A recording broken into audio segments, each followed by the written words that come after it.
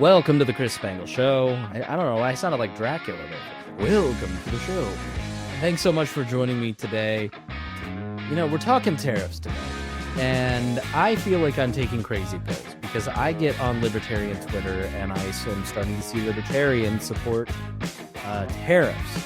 So I've got somebody that has written for the Mises Institute. So we're going hardcore today. We're going old school, back to the Mises Institute, and hopefully they're not going to let us down and go too pro-Trump. But on the issue of tariffs, Matt Cookson is very, very good. So we are going to talk a little bit about tariffs and their impact on the economy, and really whose responsibility are tariffs. I actually was surprised by this because the president has always been the one that puts the tariffs in place, but it's actually delegated to Congress in the Constitution, and they gave the power up to the president. We'll tell you when. We'll tell you which scoundrel of the Constitution did this. We'll tell you how Congress can take it back, and we'll talk about whether or not they will or not. So, yeah, check out the article in the show notes. Congress needs to be jealous of its tariff power. Matthew Cookson is a contributor and a Middle East history and policy fellow with Young Voices.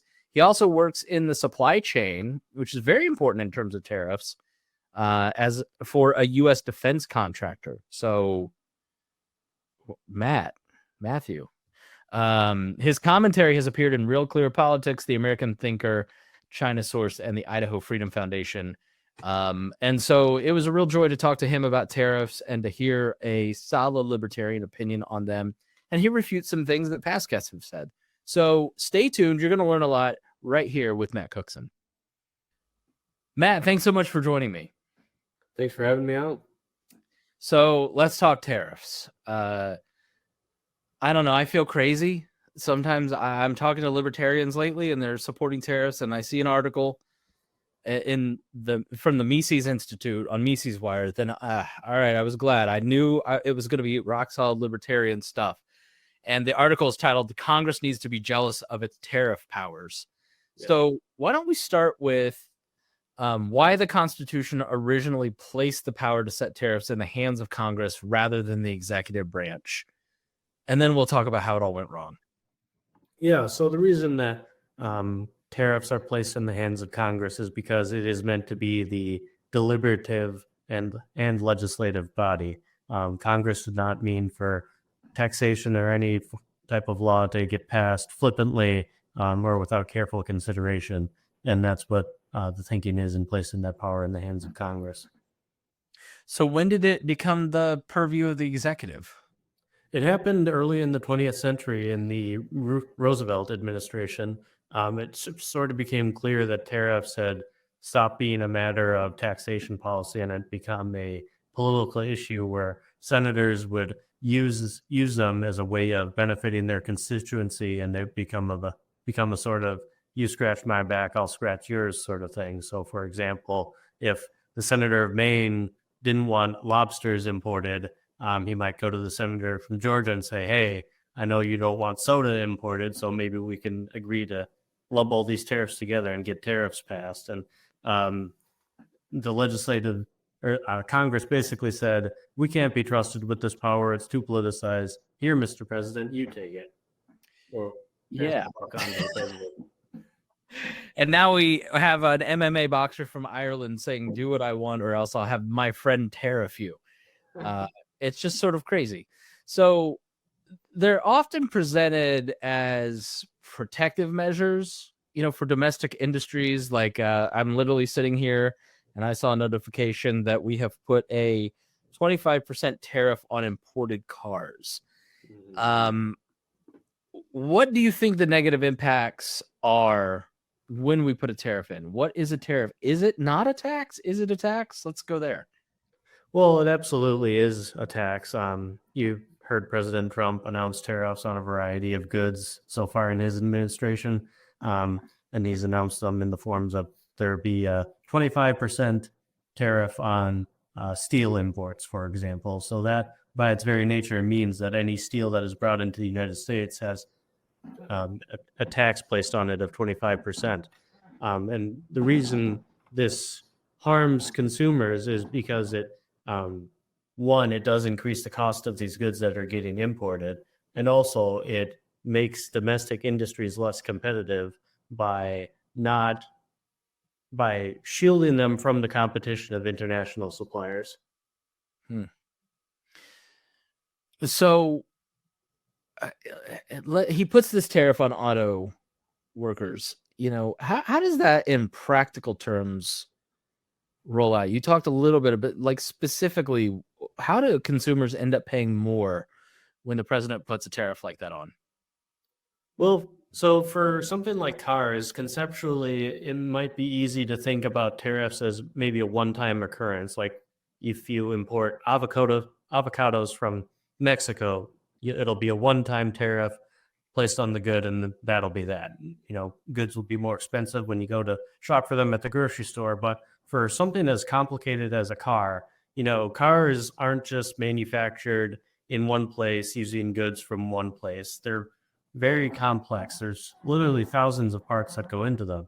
And for some of these cars that are manufactured in North America, a car or its part may cross an international border 8 times throughout the manufacturing process. And each time a tariff will get slapped onto that good. And it's a snowball effect, especially for these raw materials like steel or various other materials. And that cost gets rolled up deeper into the chain until eventually it's passed on to the consumer. Yeah, I mean, tariffs have kind of a dark history in American economics. He's talked glowingly about President McKinley recently. McKinley puts in tariffs and causes an economic crisis. Obviously, Smoot-Hawley right before the crash of, historically, tease that out. I mean, what could we be facing as the president starts to add in a lot of tariffs, especially with the amount of debt that we have? Yeah, well, it's certainly not good considering the uneasy economy we're coming out of the Biden administration.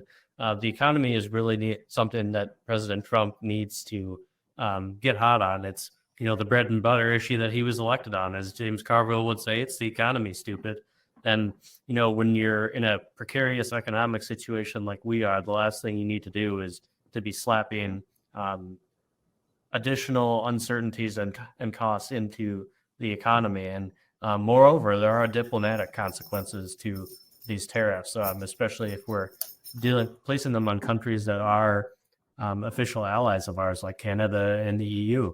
I'm sympathetic to the argument that these countries place some tariffs on our exports. However, I don't think that the way to resolve that is to, shoot yourself in the foot to spite your face. So I'd love your opinion on this, because we had a guest recently who is a Cuban immigrant who fled communism there, and she was I'm not going to say she was not pro-Trump.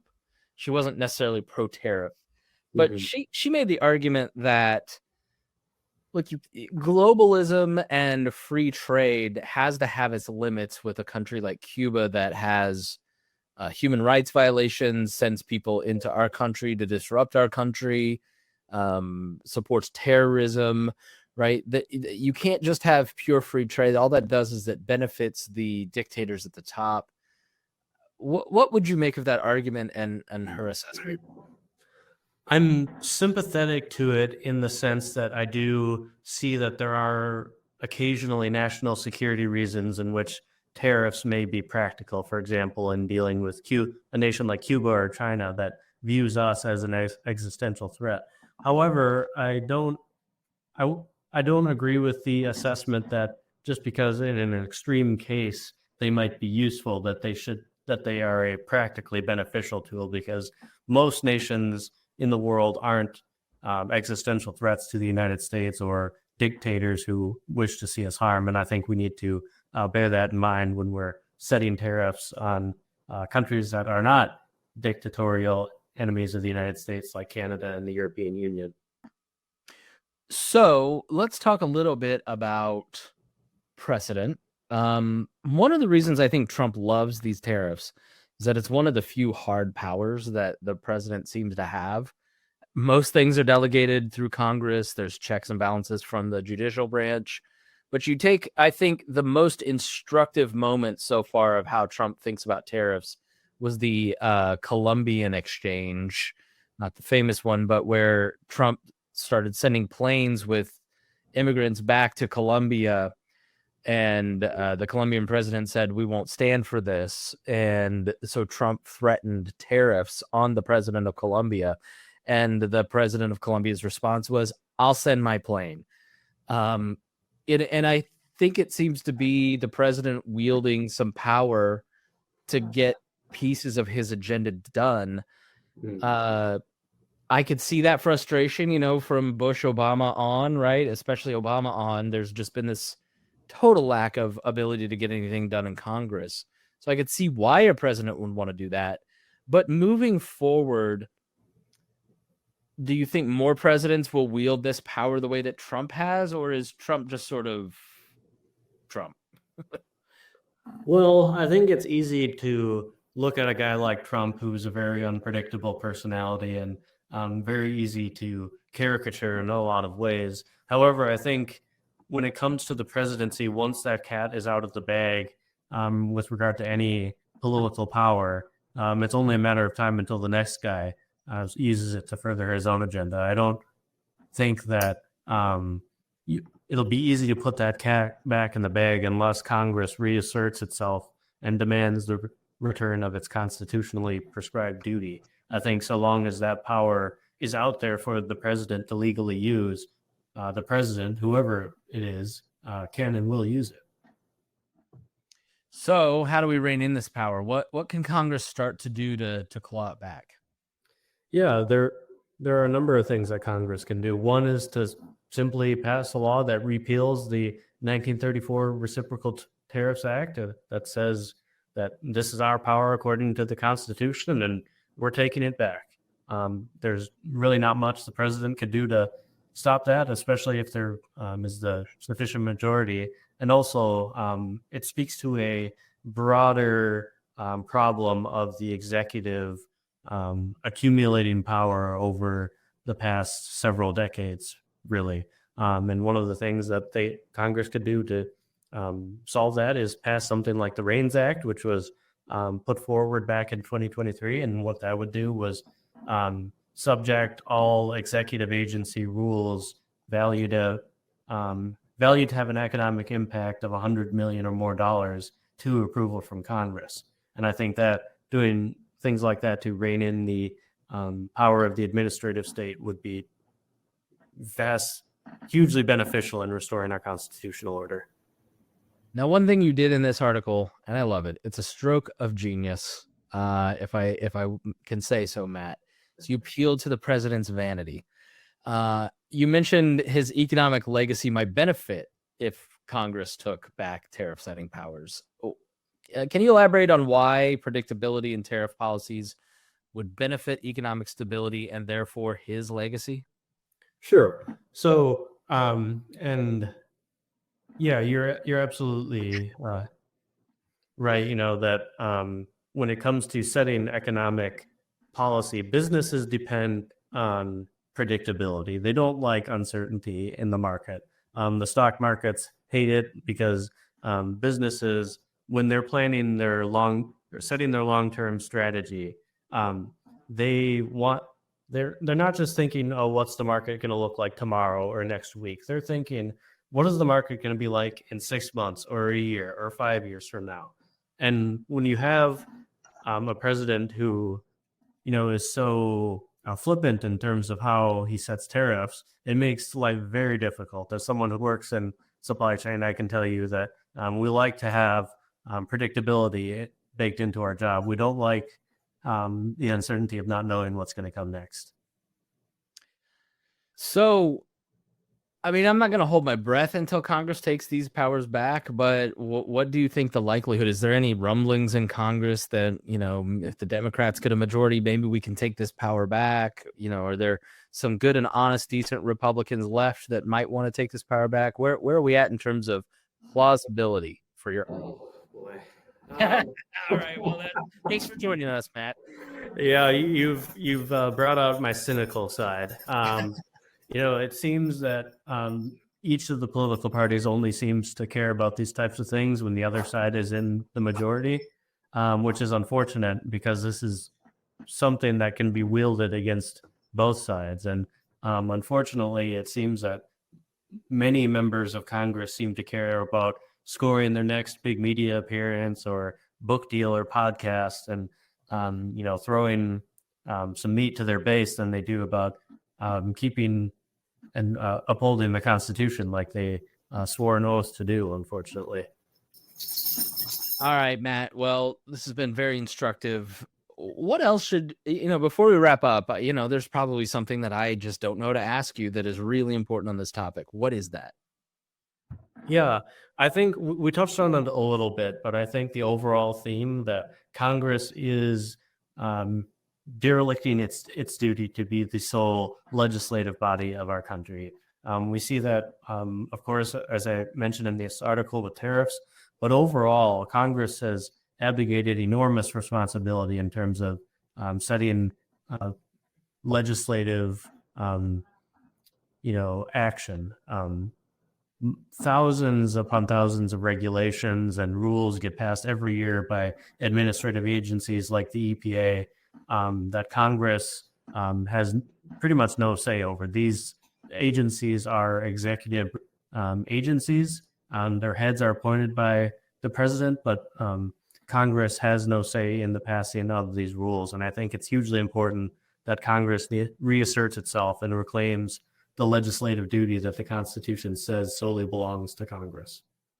All right, Matt Cookson, where can people follow you? They can find me on X at MattCookson95. I post my articles on there and occasionally comment and express my opinions on the news of the day. All right, Matt, thanks so much for joining us here on the show. Thanks for having me on. And thank you for joining us. If you learned something today, then the best way to help this podcast and everyone you love is by sharing it on social media, sharing it with a friend. Hit that Spotify share to your Instagram stories button. Man, that really helps a lot. So thanks so much for joining us here on the Chris Spangle Show.